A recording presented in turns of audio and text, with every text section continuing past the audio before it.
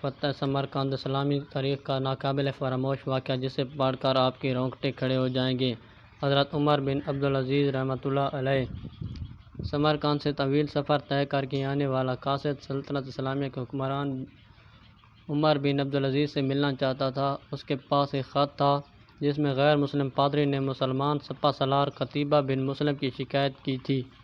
پادری نے لکھا، ہم نے سنا تھا کہ مسلمان جنگ اور حملے سے پہلے قبول اسلام کی دعوت دیتے ہیں اور اگر دعوت قبول نہ کی جائے تو جزیہ دینے کا مطالبہ کرتے ہیں، اور اگر کوئی ان دونوں شرائط کو قبول کرنے سے انکار کرے تو جنگ کے لیے تیار ہو جاتے ہیں، مگر ہمارے ساتھ ایسا نہیں کیا گیا اور ہم پر راتوں رات اچانک حملہ کر کے ہمیں مفتو کر لیا گیا ہے۔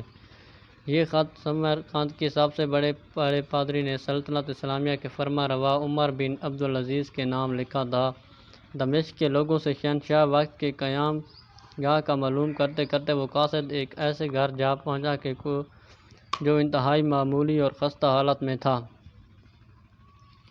ایک شخص دیوار سے لگی سیڑھی پر چڑھ کر چھت کی لپائی کر رہا تھا اور نیچے کھڑی ایک عورت گارا اٹھا کر اسے دے رہی تھی۔ جس راستے سے آیا تھا واپس اسی راستے سے ان لوگوں کے پاس جا پہنچا جنہوں نے اسے راستہ بتایا تھا۔ اس نے لوگوں سے کہا، میں نے تم سے اسلامی سلطنت کے بادشاہ کا پتہ پوچھا تھا، نہ کہ اس ملفوف الحال شخص کا جس کے گھر کی چھت بھی ٹوٹی ہوئی ہے۔ لوگوں نے کہا، ہم نے تجھے پتہ ٹھیک ہی بتایا تھا، وہی حاکم وقت عمر بن عبدالعزیز کا گھر ہے۔ قاصد پر مایوسی چھا گئی اور بے دلی سے دوبارہ اسی گھر پر جا کر دستک دی۔ جو شخص کچھ دیر پہلے لپائی کر رہا تھا وہی اندر سے نمودار ہوا۔ قاصد نے اپنا تعارف کرایا اور خط عمر بن عبدالعزیز کو دے دیا۔ عمر بن عبدالعزیز نے خط پڑھ کر اسی خط کی پشت پر لکھا، عمر بن عبدالعزیز کی طرف سے سمرقند میں تعینات اپنے عامل کے نام ایک قاضی کا تقرر کرو جو پادری کی شکایت سنے۔ مہر لگا کر خط واپس قاصد کو دے دیا۔ سمرقند لوٹ کر قاصد نے خط کا جواب اور ملاقات کا احوال جب پادری کو سنایا تو پادری بھی مایوسی چھا گئی۔ اس نے سوچا، کیا یہ وہ خط ہے جو مسلمانوں کے اس عظیم لشکر کو ہمارے شہر سے نکالے گا؟ انہیں یقین تھا کہ کاغذ کا یہ ٹکڑا کوئی فائدہ نہیں پہنچا سکے گا، مگر کوئی اور راستہ بھی نہ تھا۔ چنانچہ خط لے کر ڈرتے ڈرتے امیر لشکر اور حاکم سمرقند قتیبہ بن مسلم کے پاس پہنچے۔ قتیبہ نے خط پڑھتے ہی فوراً ایک قاضی کا تعین کر دیا جو اس کی اپنے خلاف سمرقندیوں کی شکایت سن سکے۔ قاضی نے پادری سے پوچھا، کیا دعویٰ ہے تمہارا؟ پادری نے کہا، قتیبہ نے بغیر کسی پیشگی اطلاع کے ہم پر حملہ کیا، نہ تو اس نے ہمیں اسلام قبول کرنے کی دعوت دی اور نہ ہی ہمیں کسی سوچ بچار کا موقع دیا تھا۔ قاضی نے قتیبہ کو دیکھ کر پوچھا، کیا کہتے ہو تم اس دعوے کا جواب میں؟ قتیبہ نے کہا، قاضی صاحب، جنگ تو ہوتی ہی فریب اور دھوکہ ہے۔ سمرقند ایک عظیم ملک تھا، اس کے قرب و جوار کے کم تر ملکوں نے نہ تو ہماری کسی دعوت کو مان کر اسلام قبول کیا تھا اور نہ ہی جزیہ دینے پر تیار ہوئے تھے، بلکہ ہمارے مقابلے میں جنگ کو ترجیح دی تھی۔ سمرقند کی زمینیں تو اور بھی سرسبز و شاداب اور زور آور تھیں۔ ہمیں پورا یقین تھا کہ یہ لوگ بھی لڑنے کو ہی ترجیح دیں گے۔ ہم نے موقع سے فائدہ اٹھایا اور سمرقند پر قبضہ کر لیا۔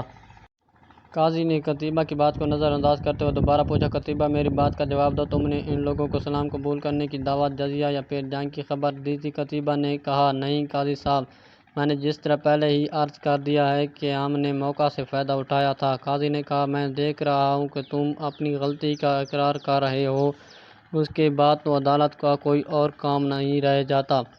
اللہ نے اس دین کو فتح اور عظمت تو دی ہی عدل و انصاف کی وجہ سے ہے، نہ کہ دھوکہ دہی اور موقع پرستی سے۔ میری عدالت سے یہ فیصلہ سناتی ہے کہ تمام مسلمان فوجی اور ان کے عہدہ دار بما اپنی بیویوں بچوں کی اپنی ہر قسم کے ملاک و مال غنیمت چھوڑ کر سمرقند کی حدوں سے باہر نکل جائیں اور سمرقند میں کوئی مسلمان باقی نہ رہنے پائے۔ اگر ادھر دوبارہ آنا بھی ہو تو بغیر کسی پیشگی اطلاع و دعوت کے اور 3 دن کی سوچ بچار کی مہلت دیے بغیر نہ آیا جائے۔ پادری نے جو کچھ دیکھا اور سن رہا تھا وہ ناقابل یقین تھا۔ چند گھنٹوں کے اندر ہی مسلمان کا عظیم لشکر قافلہ در قافلہ شہر کو چھوڑ کے جا چکا تھا۔ سمرقندیوں نے اپنی تاریخ میں ایسا کبھی نہیں دیکھا تھا کہ جب طاقتور فاتح قوم کمزور مفتوح قوم کو یوں دوبارہ آزادی بخش دے۔ ڈھلتے سورج کی روشنی میں لوگ ایک دوسرے سے سرگوشیاں کرنے لگے کہ یہ کیسا مذہب اور کیسے پیروکار ہیں، عدل کا یہ معیار کہ اپنوں کے خلاف فیصلہ دے دیں اور طاقتور سپہ سالار اس فیصلے پر سر جھکا کر عمل بھی کر دیں۔ تاریخ گواہ ہے کہ تھوڑی ہی دیر میں پادری کی قیادت میں تمام شہر کے لوگوں گھروں سے نکل کر لشکر کے پیچھے سرحدوں کی طرف دوڑے اور لا الہ الا اللہ محمد رسول اللہ کا اقرار کرتے ہوئے ان کو واپس لے آئے کہ یہ آپ کی سلطنت ہے اور ہم آپ کی رعایا بن کر رہنے اپنے لیے فخر سمجھیں گے۔